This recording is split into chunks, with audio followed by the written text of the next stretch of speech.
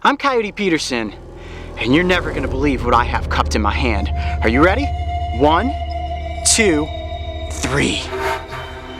Yeah. Oh, it's going on my arm.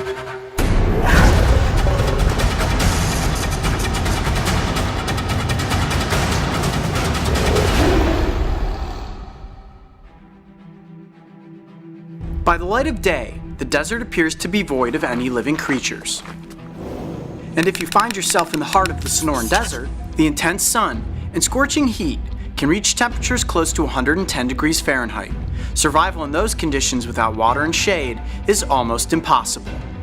However, as the sun disappears beyond the horizon and the cool darkness of night sets in, the seemingly uninhabitable desert awakens with creatures.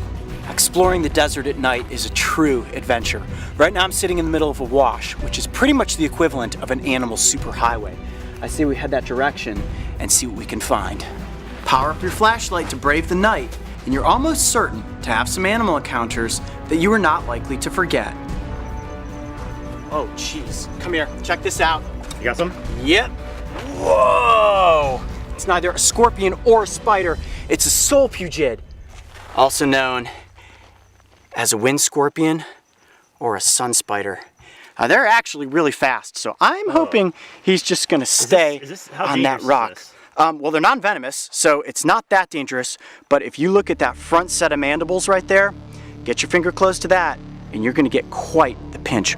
And these guys have an incredible defensive posture. Look at that. They will not back down.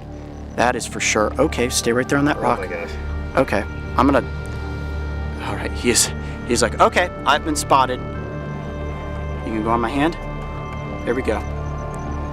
Look at that. Oh boy, stay there, stay there, stay there. Oh. Okay, don't want it on my back. Don't want it on my back. Get on my hand. Oh my gosh, it feels so creepy. Like a tarantula, only faster. Thankfully, it doesn't have a stinger like a scorpion. Look at that. Okay, stay.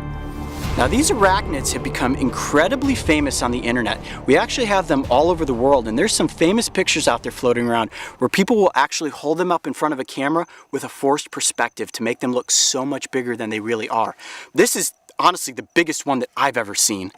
And just like any arachnid, they do have 8 legs, but this front setup here, which is actually 9 and 10, are the pedipalps. And unlike a scorpion, they don't have pinchers, but they have all these sticky little hairs. So let's say, hope he doesn't lunge out and bite me.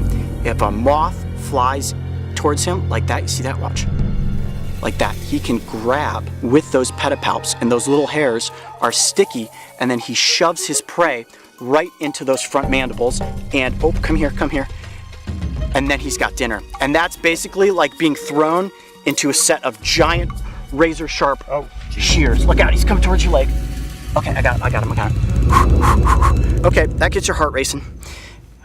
Okay. Have you ever been bit by one of these? No. Worst case scenario, if I am bitten by this creature, it is non-venomous. Most people think that this is a venomous animal like a scorpion or a spider, but a bite from this is gonna cause a little bit of irritation. But if I take a bite, I'm gonna be just fine. Would you be willing to take a bite? Really, you had to ask that. I dare you. I mean, this is the biggest one that I've ever seen. It actually could kind of prove a cool point that they are not venomous, despite the fact that they look like they're the predator from Arnold Schwarzenegger's famous movie. Getting this speedy arachnid under control was rather difficult, but once I had it gently placed in my fingers, it was time to test out those vicious-looking chompers. I'm Coyote Peterson, and I'm about to enter the strike zone with the Solpugid. Ready? 1, 2, 3. Ow! Ow! Ah! Oh, yeah, can you see that? Holy cow, that hurts. Wow, that pressure is unbelievable. Oh my gosh, his little mandibles are razor sharp. Oh! Ugh. Jeez, that hurts, like little tiny needles going into my finger. So how was that? That was not fun. He didn't actually break skin, although it felt like he was cutting through using his mandibles like scissors. As you can see, Mr. Solpugid is just fine. I think I'm a little worse for the wear, but the point is, I'm actually not bleeding, and he certainly is not venomous. Not a creature that you need to be afraid of. Just when I thought the creatures of the desert couldn't get any more bizarre, we bump into the Solpugid. And getting bitten by one? Guys, that's an experience that I'm certainly never going to forget. But hopefully we've proven that these little arachnids are not venomous, and their bark, sorry buddy, is far worse than their bite. I'm Coyote Peterson. Be brave. Stay wild. We'll see you on the next adventure. All right, little predator, back off into the desert with you.